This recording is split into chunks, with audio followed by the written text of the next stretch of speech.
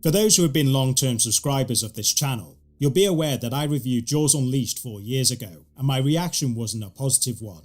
As someone who grew up with it, the inevitability of revisiting a PS2 title was on the cards, but that trip down memory lane gave me awkward controls, repetitive gameplay and more.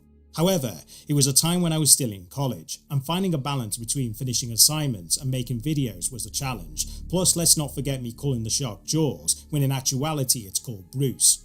Nevertheless, I felt my criticism was justified, and since then there haven't been similar games, let alone put their spin on the concept. Until now.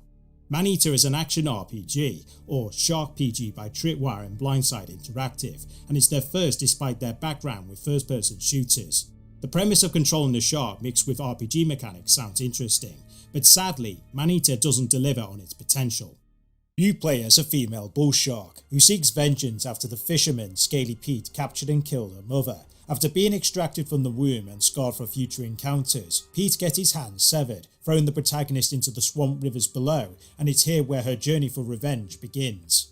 To achieve this, your shark must eat wildlife, all of which contain nutrients and XP, thus allowing you to compete with bigger, more dangerous fauna. An alligator will once be a threat at first, but as you grow there'll be nothing more than a nuisance. Of course, as the title suggests, humans are edible and they too provide XP plus nutrients, though consuming too many brings out bounty hunters, but taking the fight against them increases your infamy, similar to the wanted system in Grand Theft Auto.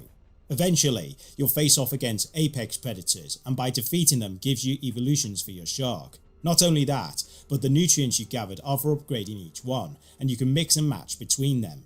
Initially, the combat does create a sense of empowerment, especially when venturing out of water at the risk of suffocation, yet it all falls apart due to how humdrum Maneater is. First off, the camera doesn't lock onto targets properly, so every time you attack, move the camera or miss them completely, not only are you breaking the lock on, this leaves you at the mercy of taking cheap blows. Also, some of their attacks happen so fast, it's near impossible to dodge, and those that are is a dice roll whether you can counterattack them in time.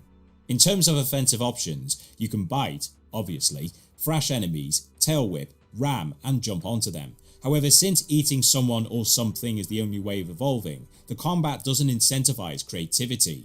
There's no strategy involved, even against the apex predators who are just bigger versions of their regular counterparts. Fighting the hunters aren't fun either, especially the named ones, because luring them out is a grind, and when they do show up, killing them is so simple to the point you can snatch them off their boats. They do change things up like deploying dynamite, scuba divers and electrical force fields to protect their boats' hulls, but even so, they don't fundamentally alter how you deal with these threats. Regardless whether they're human or not, there's nothing memorable about them, yet they must be killed for those evolution benefits, and there are only 3 external sets: Bone, Bioelectric and Shadow, the latter becoming available after finding all landmarks. You also gain access to organ evolutions as the game goes on, further providing alternatives of how your shark will perform. The problem is, most of these aren't interesting, while some under specific combinations distort the game's balance. For instance, the Bone set, fused with evolutions that specialise in more health and damage resistance, was so effective that dodging became redundant, with the default bonus of consuming foes replenishing your HP. Even the boss fights against Scaly Pete were underwhelming.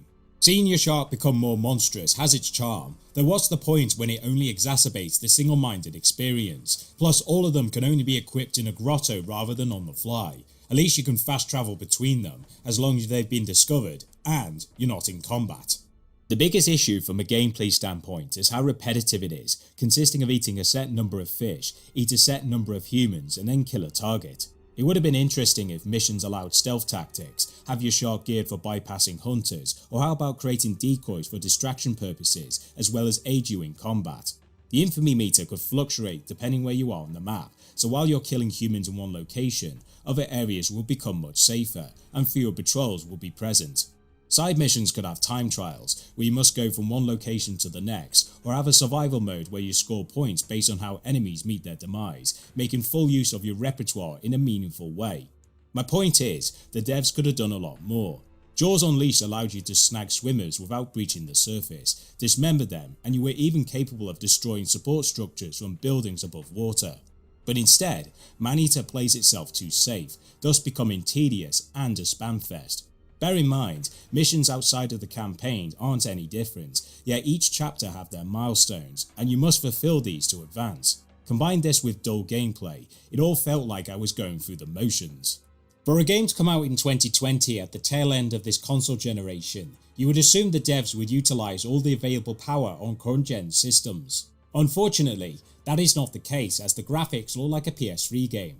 Both humans and wildlife don't behave naturally, meaning you won't see a great white shark hunt seals, while some humans don't react to your presence. Around the time of launch, I did encounter severe frame rate drops, besides 1 or 2 crashes. I'm aware the devs did issue multiple patches, but these problems should have been sorted out before its release, not after.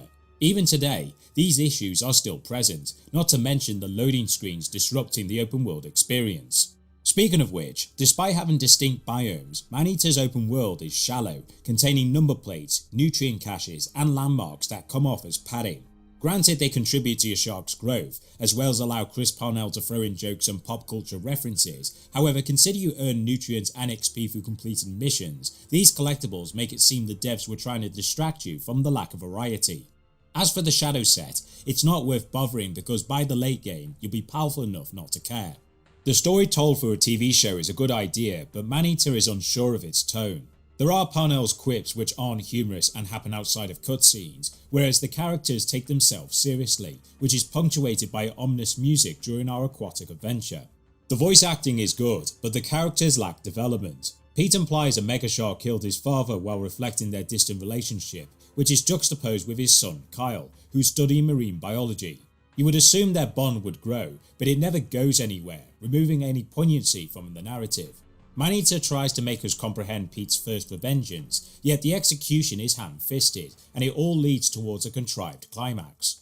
On the surface, a shark RPG looks like a great concept, but the final product sinks and swims. Seeing your shark grow while eating humans and wildlife is fun at first, though the lack of mission variety, clunky combat, and unrealised RPG features downplay its worth, especially it only takes around 5 hours to get through the campaign.